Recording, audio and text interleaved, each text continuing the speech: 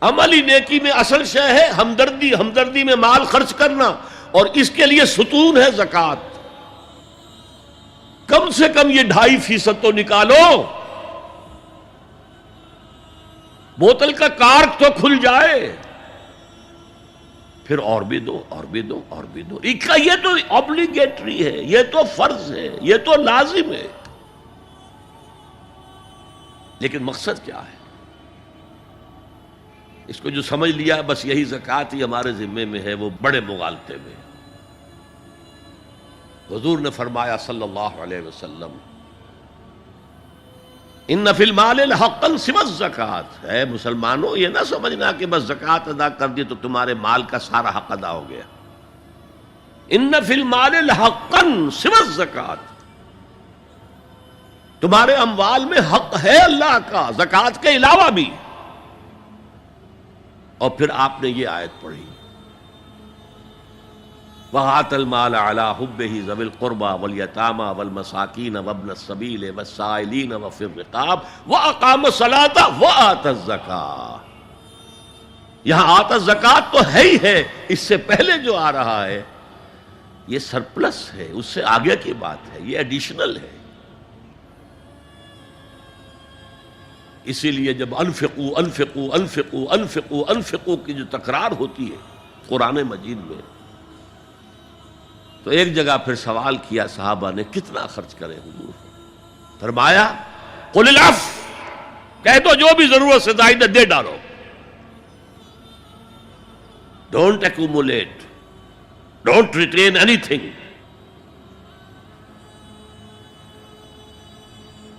ایک بات آپ سے کہوں، آپ کچھ چونک جائیں گے، حضور نے کبھی زکوٰۃ دی؟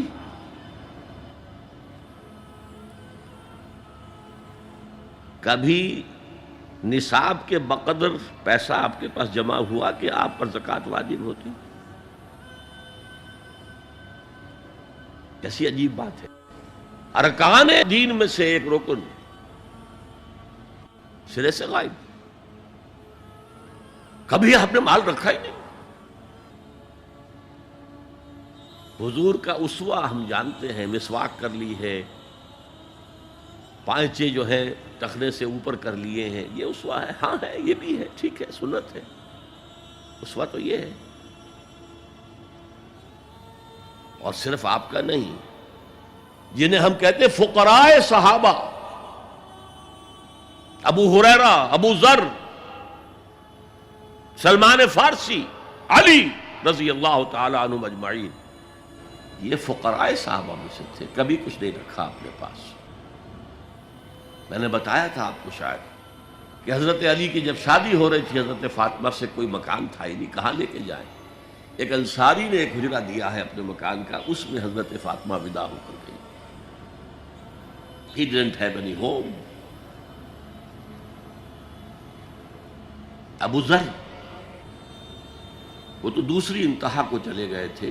قانون یہی ہے، حلال سے کماؤ، اگر ایک حد سے آگے بڑھ جائے تو زکوٰۃ دے دو، باقی تمہارے اختیار میں ہے، دینا چاہو دو، نہ دینا چاہو رکھو اپنے پاس۔ قانون اس سے زیادہ آپ کو پابند نہیں کرے گا۔ کبھی بھی آپ نے جبر نہیں کیا، ایمرجنسی میں بھی جبر نہیں کیا۔ ایک واقعہ آتا ہے کہ حضور کو کئی وقت کا فاقہ تھا، تھوڑی دیر کے بعد حضرت ابو بکر آئے، آپ نے چہرے سے پہچان لیا کہ فاقے سے۔ پھر حضرت عمر آئے، پہچان لیا کہ فاقے سے۔ شاید حضور خود اپنے لیے نہ اٹھتے نہ جاتے، اپنے دونوں ساتھیوں کو لے کر ایک انصاری کے باغ میں پہنچ گئے۔ انصاری کی عید ہو گئی، فوراً لا کر اس نے کچھ کھجوریں، کچھ انگوروں کے گوشے رکھے۔ اس کے بعد وہ دوڑا چھری لے کر کسی جانور کو ذبح کرنے کے لیے۔ یہ ساری تفصیلیں میں کیا بتا رہا ہوں، مال یہ نہیں تھا کہ مدینے میں سبھی فاقے سے تھے، موجود تھے جن کے پاس مال تھا، لیکن جبراً آپ نے کسی سے کچھ نہیں لیا۔ جب وہ چھری لے کر چلا، فرمایا دیکھنا کسی دودھ والے جانور کو نہ ذبح کرنا۔ بہرحال کچھ دیر کے بعد وہ گوشت پکا کر لایا، روٹیاں رکھیں۔ اس کے بعد حضور نے ایک روٹی پر چند بوٹیاں رکھ کر کہا یہ عائشہ کو دے آؤ، اسے بھی کئی وقت کا فاقہ ہے۔ اور پھر حضرت عمر کی طرف رخ کر کے کہا عمر یہ ہیں وہ نعمتیں جس کا حساب دینا پڑے گا اللہ کے ہاں۔ فَأَمَّا بِنِعْمَةِ رَبِّكَ فَحَدِّثْ، اور یہ جو فرمایا گیا الہاکم التکاثر میں نعمتوں کا حساب لیا جائے۔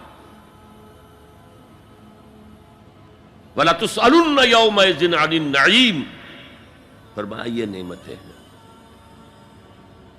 تو یہ ہے اصل میں انفاق کا معاملہ، آپ کے اس پر چھوڑ دیا گیا ہے۔ جتنا بھی آپ میں جذبہ ہے، جتنا بھی آخرت کا یقین ہے، اتنا ہی آپ پسند کریں گے کہ آخرت کے بینک میں جمع کرائیں، یہاں کے بینکوں میں کیوں جمع کرائیں؟ یہاں کتنا دے دیں گے آپ کو؟ 10%، 20%؟ وہاں 700% ملتا ہے۔ 700% نہیں، 7000، 700 گنا۔ Why to keep it in these banks؟ حضرت مسیح کا جو پہاڑی کا واس بہت مشہور ہے، سرمن آف دا ماؤنٹ، بڑے پیارے الفاظ ہیں۔ میں آپ سے اپنا تاثر عرض کیے بغیر نہیں رہ سکتا۔ جہاں تک مواعظ کا تعلق ہے، جو حضرت مسیح کے مواعظ آئے ہیں ان سے اونچے واعظ کوئی ممکن نہیں۔ اسی میں یہ جملہ بھی ہے، دیکھو اپنا مال زمین پر جمع نہ کرو، جہاں چوری بھی ہوتی ہے ڈاکہ بھی پڑتا ہے، کیڑا بھی خراب کرتا ہے۔ آسمان پر جمع کرو جہاں نہ چوری کا اندیشہ، نہ ڈاکے کا خوف، نہ کیڑا خراب کر سکے۔ اس لیے کہ میں تم سے سچ کہتا ہوں کہ جہاں تمہارا مال ہوگا وہیں تمہارا دل ہوگا۔ مال یہاں ہوگا تو دل اٹکا ہوا ہوگا، اور فرشتے اس طرح گھسیٹ کر کھینچیں گے آپ کی جان کو جیسے کہ سیخ پر سے کباب کھینچا جاتا ہے۔ اور اگر دل وہاں لگا ہوا ہے جس کے لاکھوں کروڑوں ڈالر سوئس بینکس میں جمع ہیں، اسے کہا جائے نکل جاؤ پاکستان سے، اسے کوئی تکلیف ہوگی؟ نکل جاؤ فلاں ملک سے، ملک بدل کرتے تمہیں کیا تکلیف؟ میرے بینک کے اندر پیسے ہیں۔ البتہ جس کا باہر کچھ نہ ہو اسے اگر یہ دی جائے سزا تو اس کی تو جان پر بن جائے گی۔ تو یہ ہے انفاق کا معاملہ۔ اس میں یہ دو جو ہے، ایک قانونی سطح ہے۔ قانونی سطح یہ کہ حلال ذریعہ حرام نہ ہو، سود نہ ہو، جوا نہ ہو، فحاشی کو ذریعہ نہ بنایا جائے، منشیات کو ذریعہ نہ بنایا جائے کمائی کا۔ اور جو بھی آپ کے پاس ہے، آپ نصاب کی سطح کے اوپر آ گئے تو 2.5% زکوٰۃ دے دو۔ قانون اس سے آگے آپ سے مطالبہ نہیں کرے گا، اگرچہ فقہاء نے یہ فتویٰ دیا ہے کہ اگر کسی وقت جو فقراء ہیں ان کی ضرورتیں زکوٰۃ سے پوری نہ ہو سکیں تو اس وقت کا امام، اس وقت کا خلیفہ، وہ زبردستی بھی عمراء کے مال میں سے مزید لے سکتا ہے زکوٰۃ کے علاوہ۔ لیکن کمال یہ ہے محمد رسول اللہ صلی اللہ علیہ وسلم کا کہ نہایت جان اصل تحریک جو تھی، انقلابی تحریک، اس میں بھی کبھی آپ نے جبر سے کام نہیں لیا۔ یہ آپ کی چوائس پر ہے۔ البتہ ایک معیار مقرر کر دیا، جیسے حضرت ابو بکر غزوہ تبوک کے موقع پر سب کچھ لے آئے تھے گھر میں جھاڑو پھینک کر۔ عام حالات میں یہ نہیں، ایک شخص آئے صحابی انصاری، میں اپنا سب کچھ اللہ کی راہ میں دینا چاہتا ہوں، فرمایا نہیں، تم چاہتے ہو کہ اپنے ورثاء کو قریب اور فقیر بنا کر جاؤ؟ اس نے کہا اچھا میں آدھا نہیں، آدھا بھی بہت ہے۔ فرمایا تہائی دیتا ہوں؟ فرمایا ہاں تہائی کافی ہے۔ وَالثُلُثُ کثیر، اور ثلث بھی بہت ہے۔ اور یہی قانون ہے وراثت کا، آپ ثلث سے زیادہ، 1/3 سے زیادہ کی وصیت نہیں کر سکتے۔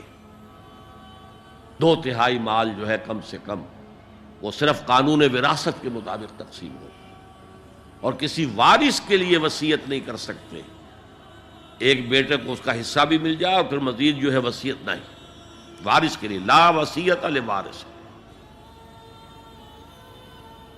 تو یہ ہے زکوٰۃ، در حقیقت اس جذبہ انفاق کو سپورٹ دینے والی شے. کم سے کم یہ تو دو. بوتل کا کارک کھل جائے گا تو مزید بھی نکل آئے گا اس میں سے. وآت المال على حبه ذوي القربى واليتامى والمساكين وابن السبيل والسائلين وفي الرقاب وأقام الصلاة وآتى الزكاة.